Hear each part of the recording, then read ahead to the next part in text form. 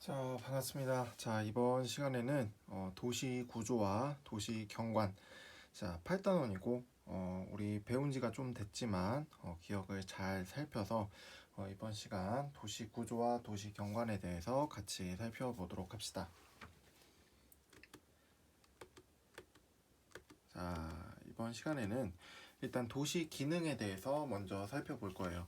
그래서 도시 기능은 이제 크게 도심, 그리고 주변 지역, 그리고 부도심 이렇게 나뉘는데 각각의 이제 그 도시의 부분들이 어떠한 기능 등을 지금 담당하고 있는지 한번 살펴봅시다. 자, 일단 도시 내부에는 어떤 모습이 나타날까? 자, 지금 밑에 있는 사진을 보니까 여기는 뉴욕이에요. 세계 도시인 뉴욕인데 이 뉴욕에서도 중심부 내부 도시 내부의 경관입니다. 스카이라인이라고도 불리는데 자, 도시 내부 경관은 일단 중심부에 위치하는 건물의 높이는 높아요. 그리고 외곽으로 그러니까 주변 지역으로 갈수록 건물의 높이는 낮아진다. 그래서 이 중심부로 갈수록 건물 높이가 이렇게 굉장히 높은 초고층 빌딩들이 많이 보이고 그리고 그 주변부로 갈수록 이제 그런 건물들의 높이는 낮아진다. 자, 도시 내부 기능인데 일단 도심은 말 그대로 도시의 중심이에요. 그걸 줄여서 도심이다라고 이렇게 보면 되고 그래서 뭐 이런 도시의 중심이기 때문에 편의 시설이 굉장히 많이 잘 갖춰져 있습니다. 그래서 뭐 대기업의 본사라든지 아니면 뭐 백화점 아니면 관공서 또는 뭐 이런 것들이 모여서 이제 중심 업무 지구를 만든다. 그래서 이렇게 영어로는 CBD 이렇게 부릅니다. 뭐라 그럴까 뭐 센터 비즈니스 디스트릭트 뭐 그렇게 해서 CBD 중심 업무 지구가 이렇게 도심에 이렇게 위치하고 있다. 센트럴이구나. 센트럴 비즈니스 디스트릭트 이렇게 해서 도시 핵심 지역으로 도시 내에서 상업, 금융, 서비스 기능이 가장 집중되어 있으며 유동인구가 매우 많다. 자, 그리고 두 번째, 주변 지역. 자, 주변 지역은 도심 주변으로 주거와 공업 지역이 나타난다. 그래서 이 도심 주변으로 이제 사람들이 사는 그런 주거 공간과 그리고 일할 수 있는 그런 공업 지역이 나타난다. 자, 세 번째, 부도심입니다. 부도심은 도심과 주변 지역 사이에 이제 교통이 편리한 지역이 발달한다. 도심의 기능을 분담한다. 그래서 도심이 가운데 있고 그리고 주변 지역이 있을 때 도심과 주변 지역의 그 가운데 부분이 부도심이라고 보면 돼요. 그래서 이 부도심은 도심과 주변 지역을 잘 이어줘야 되기 때문에 교통이 편리한 지역에서 발달을 하게 된다. 자, 네 번째, 개발 제한 구역입니다. 자, 영어로는 그린벨트라고도 해요. 그래서 일부 대도시 주변에 나타나는 개발을 제한하고 자연을 보존하는 구역입니다. 그래서 무분별하게 이제 계속 개발만 하다 보면은 자연이 파괴될 수 있기 때문에 이런 걸 만들어 놓는다. 그래서 개발 제한 구역 나와 있습니다.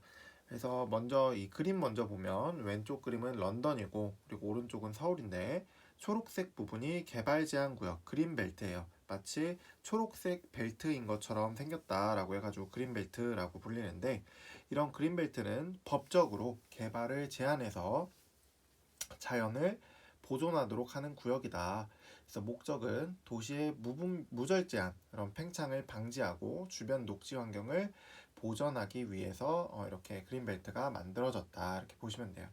그래서 이제 한국 서울 같은 경우에는 뭐 고양 서울을 둘러싼 고양, 의정부, 뭐 남양주, 하남, 성남, 과천, 안양, 광명, 시흥, 부천 이렇게 쭉 이렇게 둘러싼 이 부분들의 군데군데 이렇게 초록색이 보이죠, 그쵸? 이런 부분들이 다 그린벨트다. 그래서 무분별한 도시의 팽창을 막기 위해서 이렇게 만들어졌다. 자, 가와 다 지역의 경관상의 특징 한번 봅시다. 자, 가는 행정, 금융, 상업 등의 기능이 모여있는 도시의 중심지라고 이렇게 되어 있네요. 우리나라에선 종로, 자 이렇게 포함되어 있는데, 자 이런 중심지는 뭐라 그랬죠? 그쵸. 도심이라고 했습니다. 도심. 영어로는 CBD라고 했고. 자, 달을 한번 볼까? 도시의 주변 지역에는 대규모 주택이나 아파트 단지 또는 지역에 따라 규모가 큰 공장이 들어서기도 한다. 자, 이런 곳은 어디라 그랬죠? 벌써 기억이 안 나죠? 자, 부도심 그 부도심 말고 주변 지역이라고 했죠. 주변 지역. 그래서 이 다 같은 경우에는 주변 지역이다. 그래서 이 도심, 부도심, 주변 지역. 자, 이 순서를 절대 잊어버리면 안 돼요. 그래서 이제 가와 같은 도심에는 이런 대기업 본사나 주요 편의시설이 많이 있고, 그리고 다 같은 지역에는 대규모 아파트 단지가 분포한다. 가와 나 지역의 기능상 위치상 특징을 비교해보자. 자, 이거는 한번 보고 교과서에 따로 개인적으로 정리를 해두도록 합시다. 자, 이거는 그냥 넘어가고 이것도 넘어갑시다.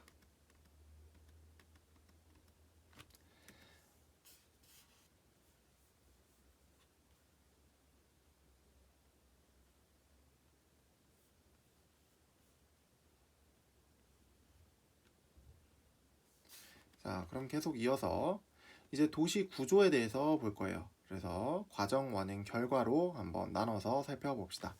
자, 도시 내부의 지역 분화가 나타나는 이유는 뭘까? 자, 지역 분화의 과정은 일단 도시가 성장하면 도시 내의 상업시설, 공장, 주택 등 같은 기능끼리 모이는 현상이 나타난다. 이에 따라 도시 내부가 상업지역, 공업지역, 주거지역 등으로 나뉘게 되며 이를 지역 분화라고 한다. 자, 일단 지역 분화가 나타나는 이유는 뭐냐면 도시가 성장하면서 같은 기능끼리 이렇게 모이는 현상이 발생한다는 거야. 그래서 이제 뭐 상업시설이 모이는 지역끼리 이렇게 발달을 하게 되고, 그리고 공장이 있는 쪽으로 그렇게 발달되고, 주택이 그렇게 몰려있는 쪽으로 발달이 된다라는 거예요. 우리 인천만 하더라도 상업시설이라고 한다면 뭐 송도 같은 경우에는 뭐 트리플 스트리트나 아니면 뭐 커넬워크 이런 데 있죠. 그쪽에 다 모여 있지. 그치? 그래서 도시 내 그런 상업시설이 이렇게 몰려 있는 곳이 있고요.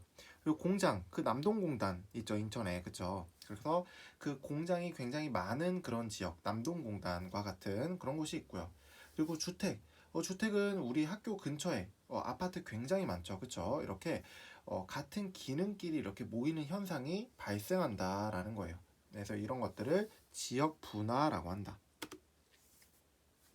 자, 지역 분화의 원인. 자, 지역의 접근성이 다르고 그리고 땅값도 달라지기 때문이다. 자, 일단 지역 분화의 원인은 일단 지역의 접근성이 다르고 이에 따라서 땅값이 달라지기 때문인데 일단 이게 제일 크죠. 그렇죠? 아무래도 이제 공장 옆은 사람이 살기에 조금 안 좋은 조건들을 갖고 있을 수 있어요. 그렇죠?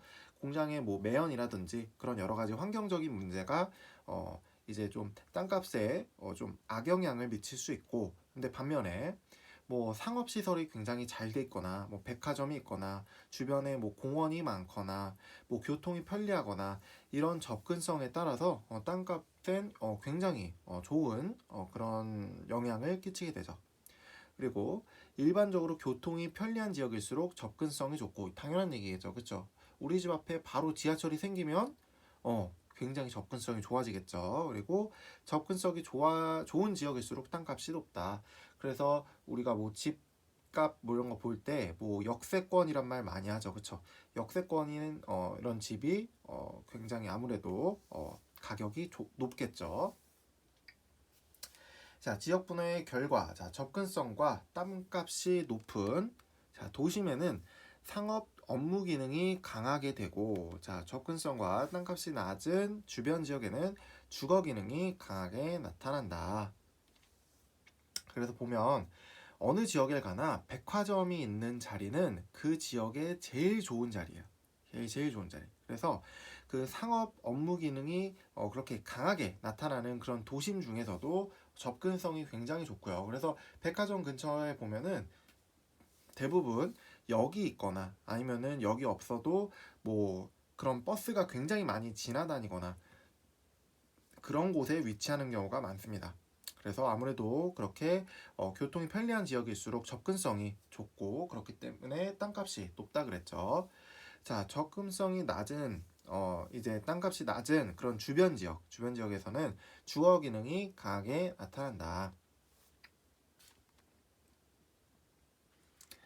자, 땅값과 이제 도심으로부터의 거리, 자, 이거를 이제 그래프로 나타나게 되면은, 자, 이런 식으로 발생하게 된다. 자, 일단 도시의 땅값은 접근성이 뛰어난 도심 일대가 굉장히 높죠. 그리고 도심에서 주변 지역으로 갈수록 대체로 낮아지다가 교통의 결절을 형성하는 부도심에서 다시 높아진다. 그러니까 지금 땅값이 이제 쭉 도심에서 멀어질수록 크게 보면 떨어지는 형태인데, 근데 부도심에서 잠깐 오르다가 주변 지역으로 갈수록 다시 떨어지고 있죠. 그렇죠? 아무래도 부도심은 교통이 좀 편리한 지역이 많기 때문에 부도심에서도 이제 땅값이 다소 높게 나타나는 현상을 볼 수 있다. 자, 자, 시청 같은 건 어디 있으면 좋을까요? 아무래도 도심에 있으면 좋겠죠. 아파트 단지는 주변 지역, 중학교는 주변 지역, 아무래도 그런 주거 시설이 많은 곳에 있어야겠죠. 은행 본점은 도심에 있어야겠고, 대형 할인점은 주변 지역, 아무래도 사람들이 많이 사는 그런 지역에 있으면 좋겠죠. 자, 특징은 이거는 선생님이 보여줄 테니까 각각 한번 정리를 따로 해보도록 합시다. 자, 인구 공동화 현상이라는 게 있는데, 자, 인구 공동화 현상은 뭐냐? 자, 도심의 상업 기능이 이제 주로 이제 상업 기능이 이제 도심의 주요한 기능이 되면서 거주하는 인구가 줄어들게 되었다. 도심에는. 그래서 낮에는 유동 인구가 많지만 밤이 되면 도심이 텅 비게 되는 현상을 말한다. 그래서 너희 그 구월동이나 이런 데 가보면은 이제 낮이나 이제 한 오후 아니면 밤 한 9시, 10시 그 정도까지 사람이 정말 많아. 엄청 많아요. 뭐 송도나 이런 데도 마찬가지고. 근데 뭐 밤이 되면은 사람이 텅텅 비어. 텅텅 비어. 구월동 로데오 거리나 뭐 송도 이런 데 보면은 왜 그럴까? 그렇죠. 잠은 다 집에 가서 자니까. 도심에서는 사람들이 뭐 백화점에서 놀고 뭐 어디서 놀고 이렇게 하지만 밤이 되면은 다 자기 집으로 돌아가죠. 주거 지역으로 돌아가게 되죠. 그래서 도심이 텅 비게 된다. 이런 현상을 인구 공동화 현상이라고 합니다. 자, 이것도 넘어가도록 하겠습니다. 자, 이렇게 해서 다음 시간에는 선진국과 개발도상국의 도시화 과정이 서로 어떻게 다른지에 대해서 살펴보도록 합시다. 자, 고생했습니다.